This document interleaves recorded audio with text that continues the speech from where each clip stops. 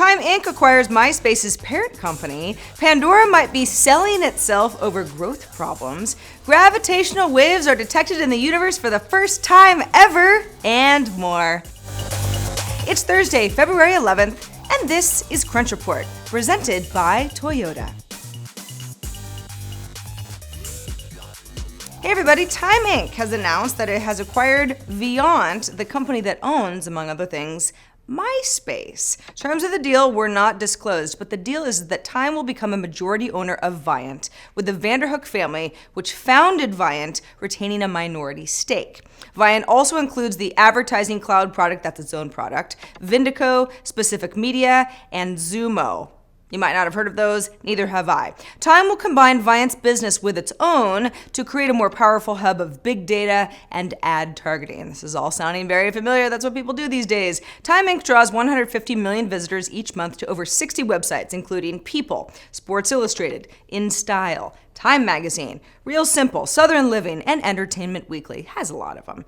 But today, the company also reported a big drop in revenues for the quarter and for the full year of 2015, as well as a drop in net income for the quarter and a net loss of $881 million for the full year.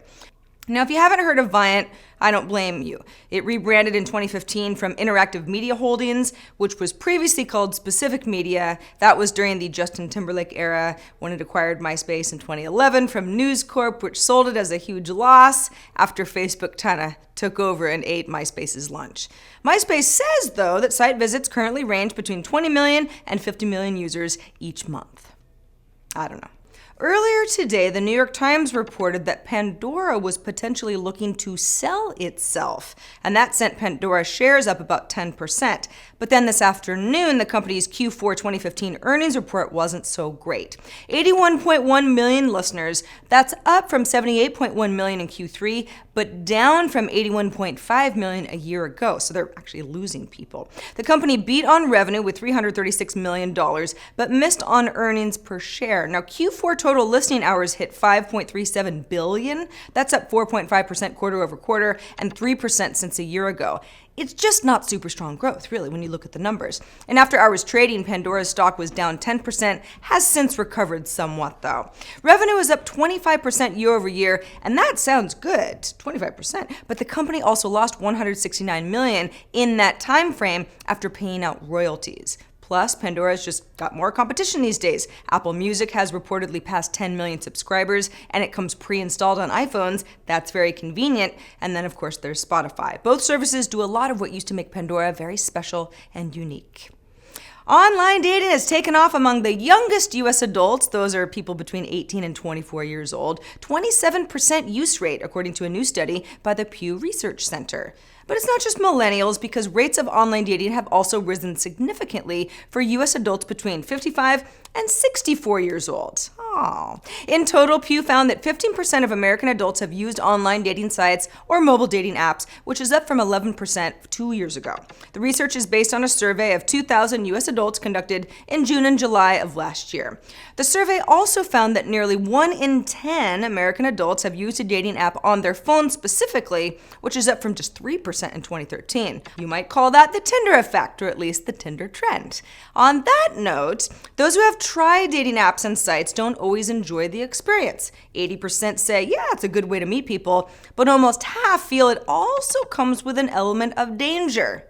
I also took a little offense to the 16% of people polled who agreed with the statement, people who use online dating sites are desperate. We're not desperate. I beg your pardon. Interesting tidbit though, Pew also found online dating use is higher among college graduates and the relatively affluent versus those with only a high school diploma or less.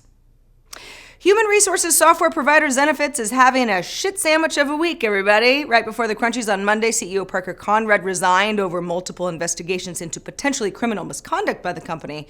Today, the California Dept of Insurance began an investigation into Zenefits licensing practices. BuzzFeed first reported this news. A tool called The Macro reportedly allowed users to inflate the hours that they said they committed for pre-certification in the state of California before they took and passed a broker exam.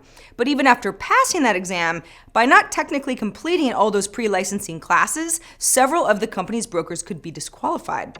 David Sachs, who replaced Conrad as CEO on Monday, sent a memo to employees saying that Zenefits intended to fully cooperate with the commissioner's investigation. A source passed this memo along to TechCrunch. The memo also said the company has fired the leaders who created and encouraged use of the macro tool, and that it will look into more disciplinary steps if necessary. And in the science corner today, scientists announced that for the first time in history, gravitational waves have been detected. Now, I didn't know until today that gravitational waves are ripples in space-time throughout the universe, and that Albert Einstein predicted the existence of gravitational waves 100 years ago. Scientists just have never been able to detect them until now. So, the U.S. Laser Interferometer Gravitational Wave Observatory, or LIGO, exists to directly measure gravitational waves using the most precise measuring devices ever created. The LIGO project was created in 1992, and it was the largest scientific investment that the National Science Foundation has ever made. LIGO consists of two 2.5-mile tunnels located in Louisiana and Washington state. Gravitational waves stretch space in one direction and then compress space in the other. So LIGO measures those changes in length across large land distances using the speed of light, which is constant. Are you staying with me? It's okay if you're not. On September 14th, 2015, the gravitational wave signal that the LIGO scientists detected matched the exact signal they'd expect from two merging black holes accelerating at half the speed of light. But then it took another 6 months for them to rule out every other potential source of that signal before declaring that yes, it was a gravitational wave. Here's what's crazy. The black holes that created this wave merged 1.3 billion years ago, and that's how long it took for the wave to reach Earth. What am I even saying?